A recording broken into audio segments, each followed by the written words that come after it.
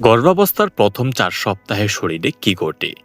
আপনার যদি গর্ভাবস্থার ১ থেকে ৪ সপ্তাহ চলে থাকে, তাহলে প্রথমেই আপনাকে স্বাগতম। আপনি জানেন কি? গর্ভাবস্থার প্রথম ৪ সপ্তাহে আপনার শরীরে এমন কিছু পরিবর্তন হচ্ছে, যা আপনি বাইরে থেকে একদম বুঝতেই পারছেন না।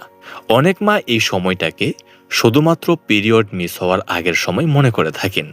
কিন্তু বাস্তবে এই কয়েক সপ্তাহেই ডিম্বাণু ও শুক্রাণুর মিলন, ব্রণের যাত্রা এবং জরায়ুতে গর্ভস্থাপনের মতো গুরুত্বপূর্ণ ঘটনা ঘটে থাকে।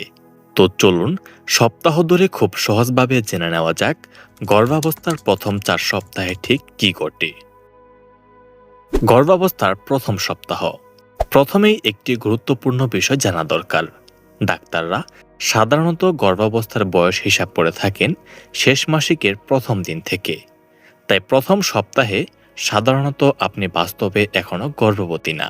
এই সময়ে আপনার মাসিক শুরু হয়ে জরায়ুর পুরনো আস্তরণ বের করে দিয়ে শরীর পরবর্তী ডিম্বাণু তৈরির জন্য প্রস্তুতি নিচ্ছে, যা পরবর্তীতে হরমোনের পরিবর্তনের কারণে পরিপক্ক হতে থাকে। অর্থাৎ প্রথম সপ্তাহে মূলত শরীর একটি সম্ভাব্য গর্ভধারণের জন্য প্রস্তুতি নিচ্ছে। গর্ভাবস্থার দ্বিতীয় সপ্তাহে কি ঘটে?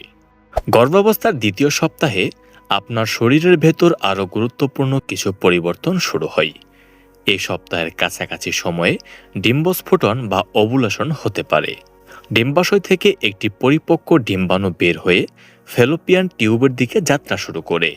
আর এই সময় যদি শুক্রাণুর উপস্থিতি থাকে, তাহলে ডিম্বাণু ও শুক্রাণুর মিলন ঘটতে পারে। আর এখান থেকেই শুরু হতে পারে নতুন জীবনের যাত্রা।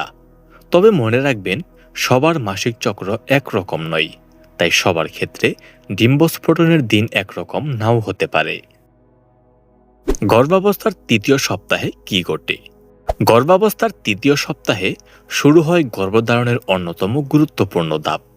আগের সপ্তাহে ডিম্বাণু ও শুক্রাণুর সঠিকভাবে মিলন হলে তৈরি হয় জাইগোট। আর এই ছোট্ট কোষটি এই সময় দ্রুত বিভাজিত হতে থাকে এবং ফ্যালোপিয়ান টিউব দিয়ে ধীরে ধীরে জরায়ুর দিকে এগিয়ে যেতে থাকে। এই সময় আপনি হয়তো কোনো বিশেষ লক্ষণই অনুভব করবেন না। অনেকেই তো আমাদের বলে থাকেন, আমি তো এখনো কোনো পরিবর্তন বুঝতেই পারছি না, তাহলে কি আমি গর্ভধারণ করিনি? আসলে বিষয়টি এমন নয়। গর্ভধারণের একেবারে শুরুতে কোনো লক্ষণ না থাকাটাও একদম স্বাভাবিক ঘটনা, তাই এটা নিয়ে চিন্তা করবেন না।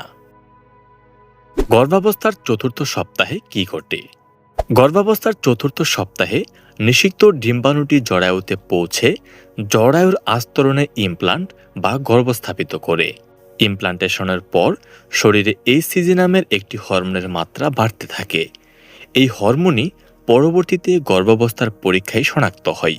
তাই মাসিকের নির্ধারিত সময় পার হওয়ার পর প্রেগন্যান্সি টেস্ট করলে সহজেই বোঝা যায় তিনি গর্ভবতী হয়েছেন কিনা। এই সময়ে কি কি লক্ষণ দেখা দিতে পারে? গর্ভাবস্থার চতুর্থ সপ্তাহের দিকে কিছু মায়ের শরীরে হালকা পরিবর্তন দেখা দিতে পারে, যেমন মাসিক না হওয়া, স্তনে ব্যথা বা সংবেদনশীলতা, ক্লান্ত লাগা, ঘন ঘন প্রস্রাব হওয়া, হালকা পেট টান টান বা অস্বস্তি লাগা, গন্ধে সংবেদনশীলতা এবং বমি বমি ভাব বা বমি হওয়া। তবে সব মায়ের ক্ষেত্রে একই ধরনের লক্ষণ হবে বিষয়টি এমন নয়। কারো এই লক্ষণগুলো দেখা দিতে পারে, আবার কারো একদম কোনো লক্ষণ নাও থাকতে পারে।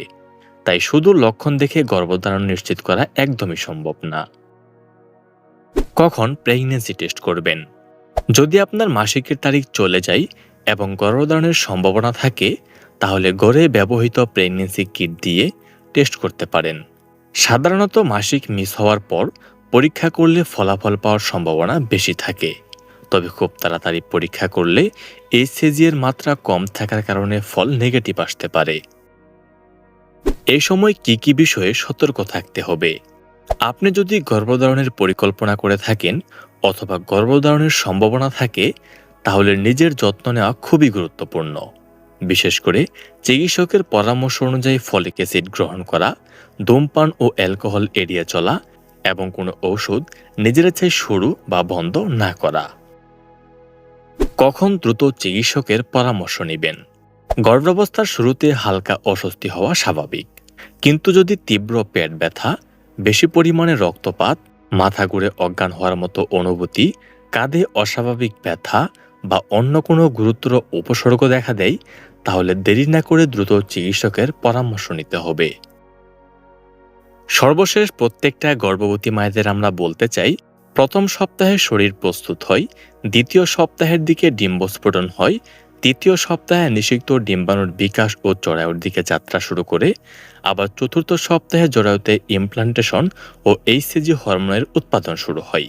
আপনি যদি বর্তমানে গর্ভধারণের চেষ্টা করে থাকেন বা গর্ভাবস্থার প্রথম দিকে থাকেন, তাহলে কমেন্টে আপনি কত সপ্তাহে আছেন তা জানাতে পারেন।